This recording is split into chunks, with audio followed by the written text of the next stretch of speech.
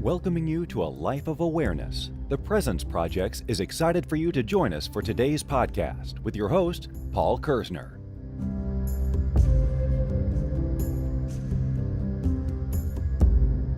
Hello and welcome to episode 41 of Are You Being Present? My name is Paul Kerzner. I want to welcome you to the present moment. I want to welcome you to the here and now.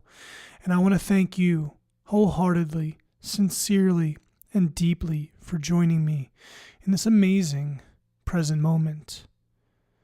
The title and topic for this podcast is Expressing Anger with Presence. And I've invited back onto the podcast Daniel Hirtz. He's been on 2 previous shows, and both of them have been extremely profound. I enjoy speaking with him, and I find his insight to be quite interesting, and I also find him to be a lively guest. I'd like to introduce episode 41.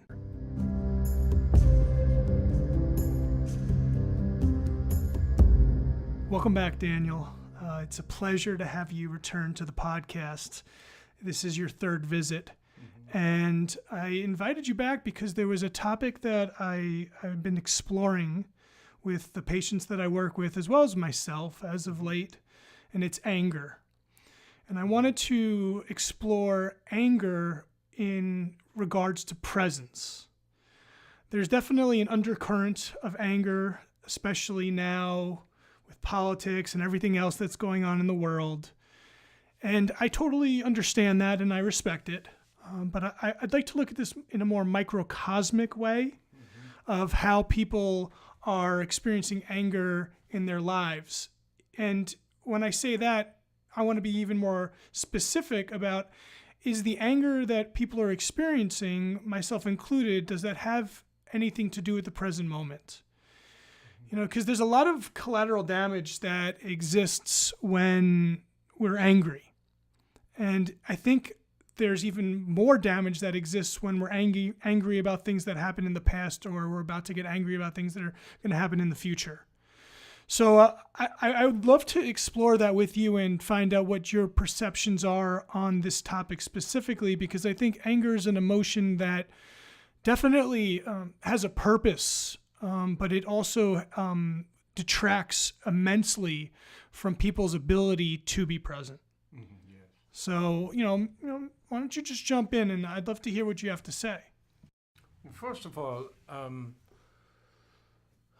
we live in a very mental culture, and it has been mental for a very, very long time. So in other words, we orient ourselves in the various different ways how life shows up for us, from the outside, from the inside, in form of emotions, in form of events, situations. So we try to create an orientation and a way to make decisions and navigate through that world by a set of words. Mm-hmm. That's what I try to say was when we live mentally. So we have what people call the good book, the Bible, or we have the Quran, or we have the Torah, or we have, whatever the writings are, and we try to find, the right answers in going through the words of that, whatever book you are into, and then we instruct our inner world through those words and say, this is the kind of behavior I want to expect from me when I get angry, when things are triggering me from the outside and so forth. The problem with that is, as we also know, all of us really know, when the emotion hits us, we kind of lose our mind. We just, that kind of controlling agent that's residing in a few guiding sentences tends to not work very well. I mean, we can drill into that even further, but you know how it is. People make decisions to change their behavior in all kinds of ways, to lose weight, to do a discipline every day and all that stuff. And what ends up getting in the way is not the words, but the automatic, I want to say, neuropeptide secretions in our mind-body system that cause emotions, feelings, sensations in our body that don't match what we're thinking about and how we want to look at the situation. And there we get into a conflict, an internal conflict. And whenever we are in this internal conflict, in general, the emotion wins because the emotion is more wholesome, it's more complete. It's not a sequence of thoughts, but it's a momentary, full-blown sensation in our being, that you could say is a lot more in the now than it is than a sentence is. A sentence is an imaginary standard that we measure our life against. And then we try to judge from that imaginary standard if we're matching with our emotions and with our behavior. So that's number one. Number two is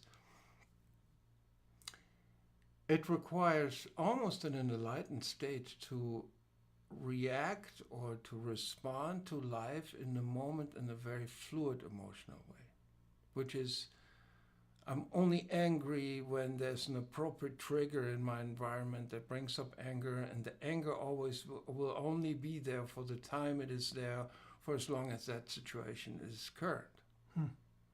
And if that's an appropriate reaction, so let's say, I don't know, spontaneously what comes to mind is if I see a parent treating a kid unreasonably physical or screaming at the kid and so on, it just absolutely doesn't ask for that can make me, for example, very angry very quickly. And I may step in there and say, hey, it's enough, and stop that situation. And hopefully, even in the particulars of a situation like that, I can run down my anger and turn it into compassion or empathy or something like that to respond to a parent that just, I don't know, went off. Or could be any situation, right? But an appropriate fluid response to an emotional response to any situation, I would want to call that emotional resourcefulness. So you're not limited to one particular emotion.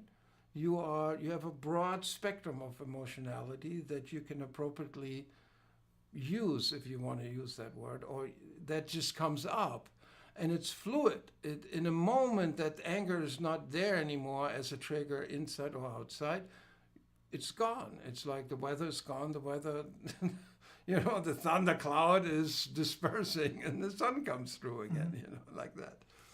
But that's not the case for the most of us. Yeah, I mean, you're talking about an emotional fluidity that does not exist with most people who haven't explored self-development, who haven't done the work on themselves at all. They will experience anger and it will reside within them. It will affect their relationships. And there'll be a lot of collateral damage. And I think that's, I've always held this stance, and I've talked about it quite often, not on the podcast per se, but, definitely with my patients, is that I felt like anger to an extent is insidious. It has this far-reaching effect that has the ability to spread through people. And it will fester. And it's almost like a virus. So it's passed from like one person to another, from one generation to another. And almost subconsciously it's reenacted over and over and over again. But the question remains is like, how can we stop a cycle that has been so dug in for so long that it's almost second nature. It's a knee-jerk response. The response is so swift. It's the neural pathways have been dug in that through example, and from my vantage point, and it definitely takes work, is presence. Presence gives you the opportunity to get in the middle of that knee-jerk reaction, of that neural pathway, so that you can see how you're acting and subsequently stop it. You might not be able to stop it halfway through the experience, but at least you can see what it is. And if anything, the presence will give you that emotional fluidity that you're talking about. Right, for sure. And, you touched on a number of points, and to I don't know, to drill into that a little bit, number one, if we're honest, and presence requires honesty. You cannot be present and lie into your pockets. It's not possible. So if we are truly honest, then we know one thing, that everything will go, right? Nothing will stay. Everything is constantly changing. Not only that, I mean specifically, everything is leaving sooner or later, including you. Very true. Everything will go. Everything will dissolve. Sooner or later, whatever we cherish, the relationships, the people, the content of the relationship, the moment, the regrets, all of that sooner or later will go. This earth will go, the sun will go, everything will come to an end. Now, why am I saying that? It just points us back to this present moment, right? Because ultimately, anything we hold onto, and we can only hold onto it with a mental construct. We can create the illusion, oh, I'm going to build that perfect house, or that perfect relationship, or my perfect kids, or whatever, right? But that will go. Ultimately, so whatever construct we build that produces a sense of continuity is a false sense of continuity, because the real continuity is in this present moment as we feel it, moment to moment. That's the fluid continuity that can give us access to life and to a form of life that delivers the satisfaction we try to get from that construct so much better and so much more sufficiently. It will, anybody who's really dove into this present moment to a bigger extent, so let's touch on some people who have bigger names, Eckhart Tolle, for example, they respond back, and I'm just quoting him, I have access to that too, to some degree, or to a great degree, Whenever you're actually in the moment, you don't want to leave. It's sweet.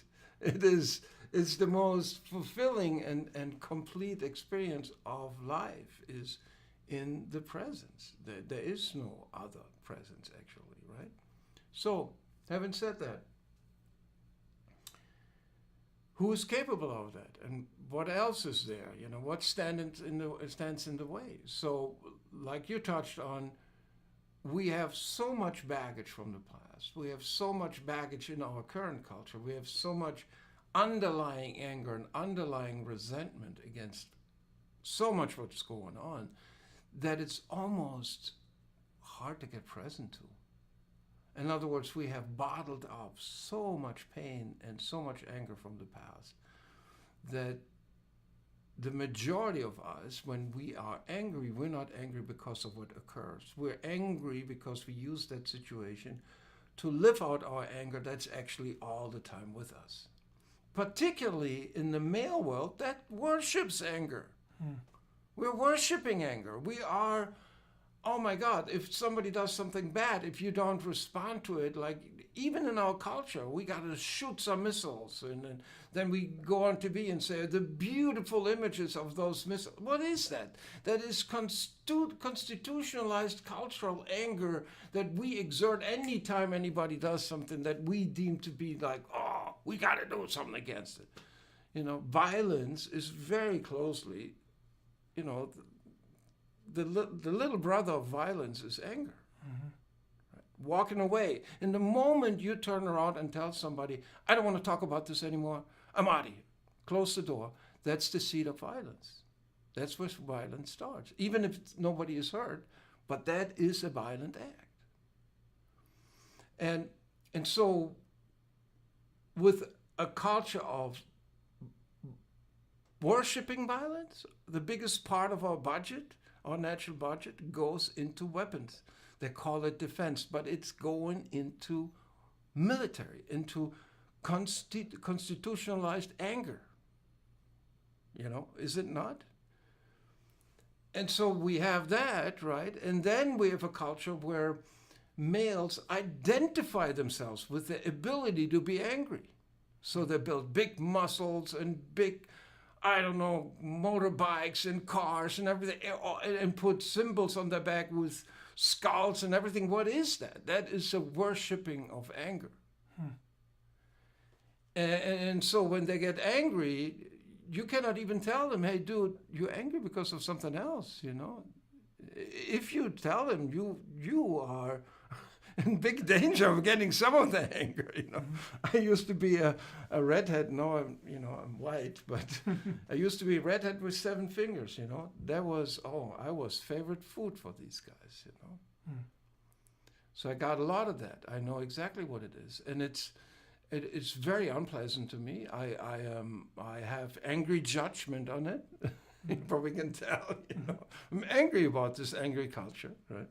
No, don't waste a whole lot of time on it. It doesn't help anything. But the first thing for any being present, including for anger, and it could be sadness, could be any other emotion, is that you realize it's automatic. It comes not from you. It comes from our culture. It comes from history. It comes from deeper-seated, inherited patterns that's still running the show. And it's all over the place. And if you suppress anger long enough, which is what we also do, right? We suppress that anger because we don't know what to do with it. You know, we institutionalize anger, but then we don't want to live it out. We have to be hush-hush, you know. We can't get into conflict, you know, particularly in the American culture. In Germany, where I'm from, you can scream at somebody much easier, and they scream back, and then they say, okay, we're fine again. Here, if somebody gets too loud, everybody gets embarrassed.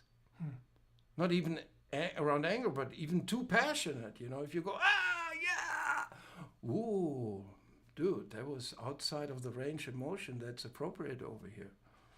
Right, so you better don't even go there, right?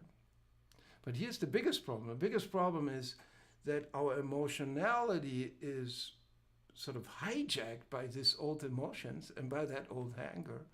And therefore we cannot appropriately relate to the moment. You know? I think So you can only get present once you integrate some of that anger. I feel like a necessary step of becoming present is first and taking a step away from the anger itself. Yeah. So coming into an understanding that anger for the moment is an unacceptable emotion for the moment. Right. That will give you the clarity you need to start seeing your life for the way it is. Yeah. Because if anything, anger just clouds judgment. And if one of your default reactions is anger, then it's really hard for you to ultimately be present. Mm-hmm. So when I first start working with patients, and if one of their core issues is anger, if they're constantly or even occasionally having meltdowns, it's really important that we come to an agreement that we have to eliminate that behavior. Because having a quote-unquote meltdown means that you have completely lost your senses, and you are allowing a certain emotion like anger to come through you in a way that creates a lot of damage. A lot of damage. And oftentimes, if you angry at somebody that you at the same time love or claim to love or in relationship with, it's just very painful. Mm-hmm. And if you have on the other side a person, often we're in collusive relationships. In other words, the more angry I get, the more depressed you get, right? Then that becomes very unhealthy. And if the anger then becomes so violent and so destructive that you even do a touch, physical touch or anything like that, then you may not be able to repair it. Yeah, and that's one of the biggest problems is that anger creates situations that you can't take back. Yes. You know, and then you mourn it afterwards, or you anger at yourself, which deepens that anger even more, because you're not able to handle it. And so one of the first steps, you say elimination, I want to say integration, because the first step in order for you to make peace with your anger is to realize it's not your anger. That's where culture comes in. We live in a sick culture, very sick. When somebody has no power over their emotion, and you say, don't be so angry, get a hold of yourself, you create an internal conflict in that person and in yourself. In one way, you're saying you need to control that, and the other way, you acknowledge you have no control, and that internal conflict is one of the core reasons why we are so freaking dysfunctional. Yeah. It's a very fine line that you have to tread when you're trying to help someone with their anger, and especially women. You don't want to inadvertently take away their power, which can be somewhat tied to their ability to be angry in a moment. And I think that's definitely a point that I've had to contend with internally, because a lot of my patients are women, and it's not right for me to tell them, well, don't get angry. You can't tell them that. You have to allow them to understand why they're angry. Right. What is this about? How are you feeling? How's it making you feel? Right. What happened when you expressed your anger? That's where we're just to conversationally circle back, it's the emotional fluidity of that we're just trying to present, and behind that is just helping someone really get present with the emotion itself. Right. Men too. You can't just tell someone. For anyone, just be like, don't be angry. Let me put it this way. I'm thinking about this lately a lot. Is our change, the change we seek in this world. I'm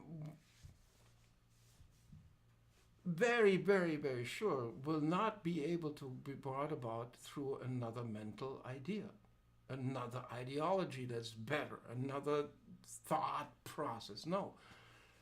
It will come through an emotionally more enlightened humanity.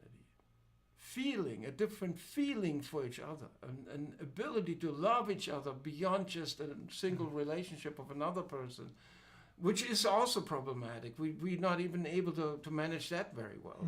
People get together and divorce very quickly because we're emotionally very polluted. I believe the pollution of our external world that we see is in direct relationship to the pollution in our inner world. And the pollution in the inner world is repetitive emotional loops that we cannot seem to be able to get out of. And we give them to our kids. We now know that kids are not born at blank slate. No, they have the anger, for example, of their forefathers in them. And so, hey, little guy already at 2 years, at every opportunity, is hitting the little girls because he's always angry. And so then we say, oh, he is an angry one. Instead of saying, wow, there must be a lot of anger programming in that DNA and that switched on genes in that nervous system. Let's see that we can help this little guy to transform that as quickly as possible.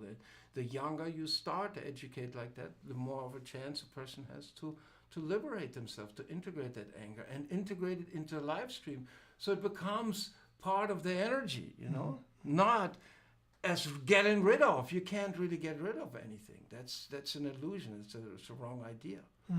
The anger is part of your energy, but it's whenever energy comes up in you, more life comes up in you, the first thing that you feel is anger because that's occupied there. And that's where such a big problem lies in our society, because beyond that anger, beyond that wasteland of old emotion is paradise. You can't get there unless you go through that hell, in a sense. You cannot have paradise and yet be filled up of old programming from the past. That's not possible. Yeah. It's not possible, but it's certainly not easy. And I think... No, it's not easy. And so let's if we talk about a little bit of breaking down the step, what makes it easy? What's the number one thing that makes it easy is, and this sounds probably a little like aloof, but it's very practical, is to realize that it's not your anger. Yeah. That you have to make a first step and say, that's not me. You are not your anger. I am not my anger. Yeah. And I am, and then in the next step, I'm not the shame that I feel around my anger. In response to. Because most people who have conditionally angry in their lives have caused that damage in their relationship. And because they can't get a handle on their anger, they feel shame attached to it. And we deliver that shame culturally to them. You are an angry guy.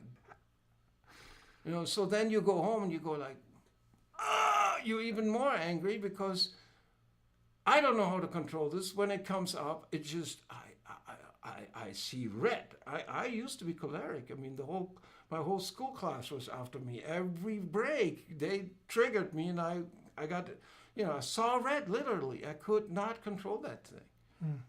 And today it's completely different, right? There's layers and layers of realization. Now, I'm a breathing guy, because I think we need to get underneath our emotions, if that makes sense. In other words, you got to get to a state of enlightenment, or get to a state of energy flow in your system that becomes more appealing to you than the anger. And that's done through presence, ultimately. Yes, presence, and that can be done through breath. Yeah. Breath is always. Well, the breath work is a beautiful presence tool. Yes, it right, always right. brings you, roots you So down, when you focus on your breath and you increase your, so let me make a little pitch for conscious breathing here.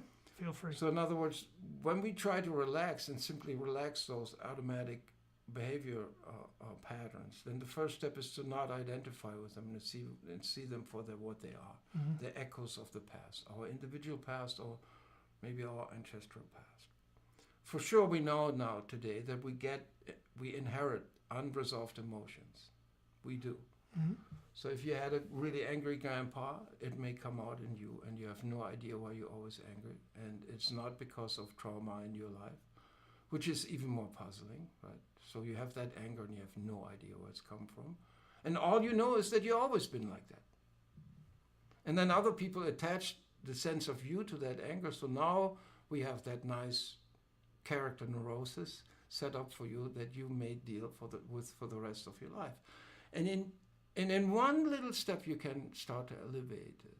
And that's the step when you say, that's not me. It's not me. I see it for what it is. It comes up in me. It's like weather. It's a storm that comes up, but it's not me. I'm the container of it. And it's not to say that we're absolving you of the responsibility of what the anger elicits or what happens at your own hands. I think that's a really important thing, where it's not saying that, hey, you're not your anger, or whatever you do in your anger is not you. No, that's not the message. And I want to be really clear here. Well, thank you for that, because, some people want to twist it that way. Yeah. We've had gurus in the past that, a lot of people were following them, and they were letting their emotions go wherever they want, even though they may, come to a spiritual state of enlightenment that, puts them in a position where there's a lot of information and beauty and love coming from them. But today we have to be more sophisticated than that. These people haven't solved of our problems, We still go in the wrong direction. So let's be clear, right? Yeah. All the meditation, all the teachers of the past has helped, but they haven't helped us enough to actually turn around that boat. And that has so much to do with what you just mentioned, because if your enlightened state doesn't produce a turning back sort of inside and allow you to culturally integrate. In other words, what's going on with my life, with the people in my life, with the culture that I'm living in my responsibilities and all that. Can I integrate my oneness consciousness into life, actually, into my reactive behavior and all that? Otherwise, what does it mean? I'm not interested in your enlightenment otherwise. Forget about it. Live it, That is the new thing. We got to bring the spirit, the transcendental object at the end of our time here, the light that is the promise of an enlightened humanity. Well, we know a lot about that now. But what we don't know so much about is how do we bring it into physicality, into the body, into our behaviors, into our relationship. How do we live it? And from that too, so there it makes a lot of sense to make the first step is like I unidentify, I detach from my anger. Now, when your anger caused some problems, you better live up to it. So it's like a detachment, but you're not an absolution. No. If you have caused through your anger some serious damage in your life, you won't be able to detach from it unless you have taken responsibility for it, because you got a bill open. So that's an identifier. If you have a bill open because of something you did with your anger, you better pay it before you'll be able to truly make it a disattachment, Yeah. you know, because then you calm down, because behind the anger, like I said, is shame and depression. So, yes. Resignment. So you're not your anger, but you are responsible for your behavior. Yes. Now, you could say, create that disattachment from your resolve yourself, set yourself free from that anger, means that you won't have to live up to so many responsibilities in your future caused by that anger. Right? So it's a good strategy too. You know what I mean? Yeah. Right? And so I think the most important realization in the way we are constructed is this: that whenever you aim for something that is bigger than yourself, your current self, everything in you will come to the surface that wants prevent you from making that step.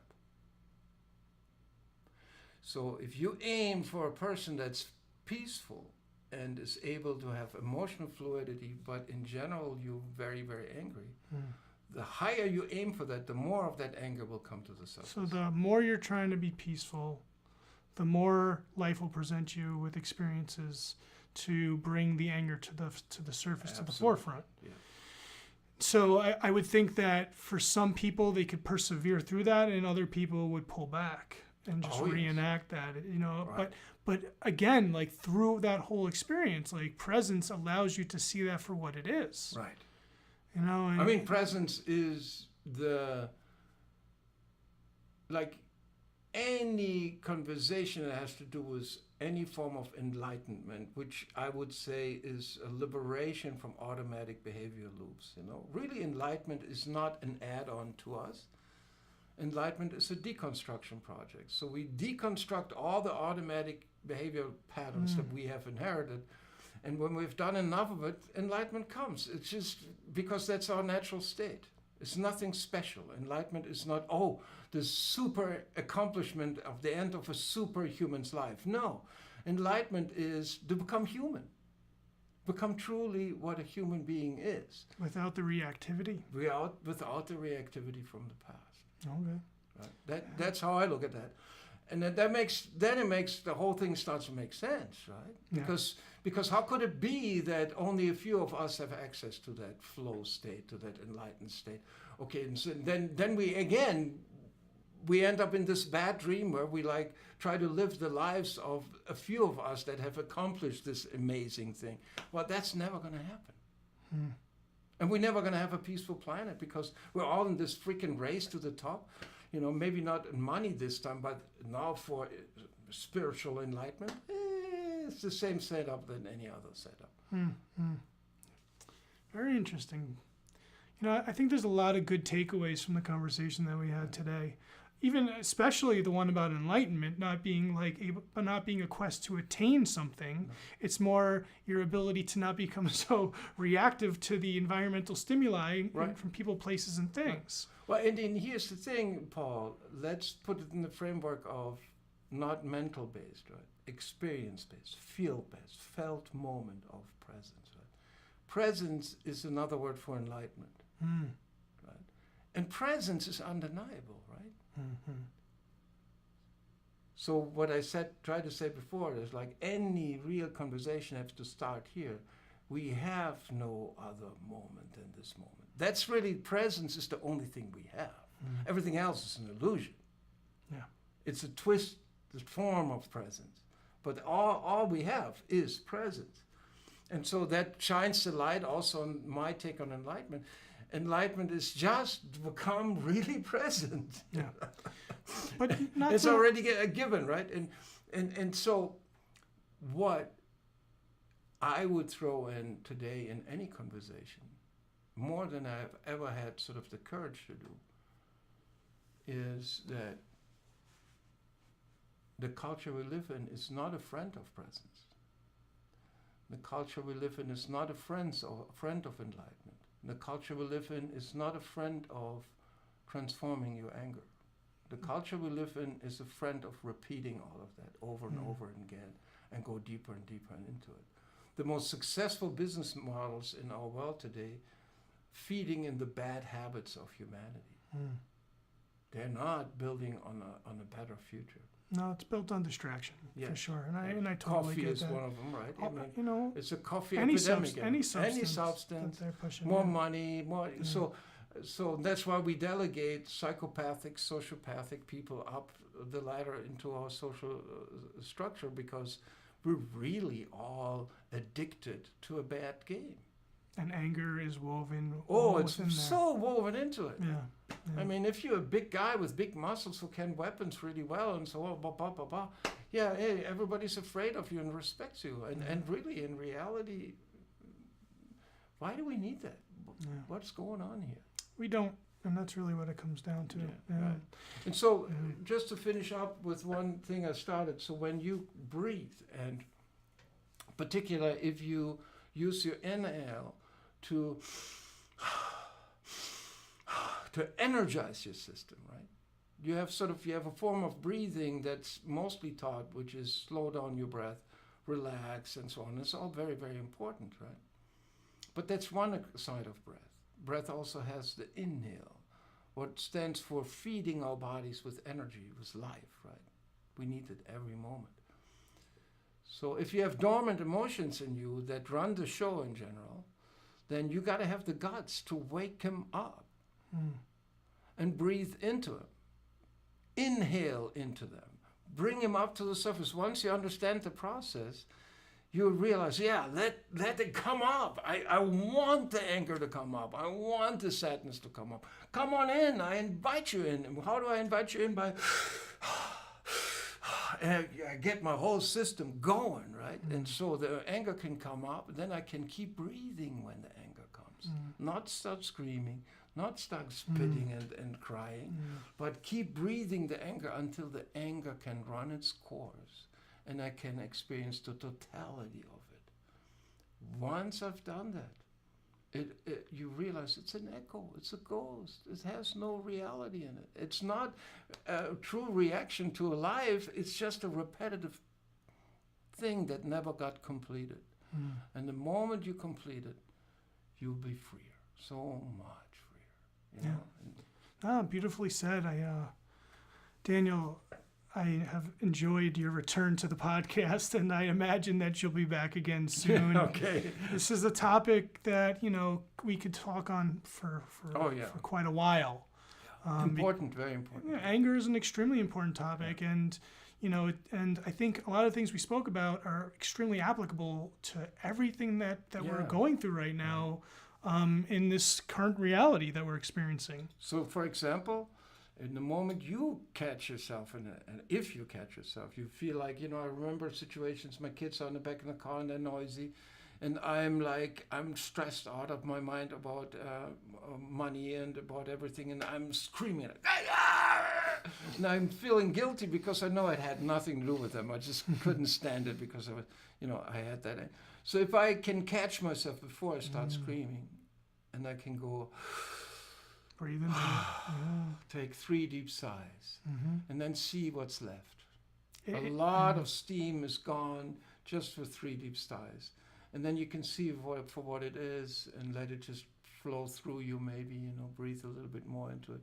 And gradually, chip for chip, page for page, you dissolve that book of anger that's still running the show. I mean, that is the way. It is a challenge in the moment. Yeah.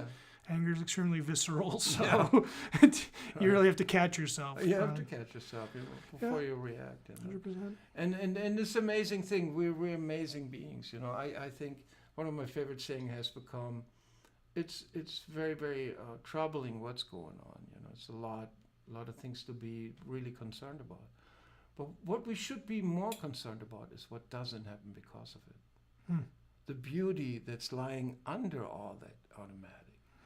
The beauty of each and every human being, the unique contribution that every human being does. And it doesn't matter. In fact, I think 9 billion of us, it's a gift from the universe. We have an opportunity to wake up to an incredible creativity on this planet.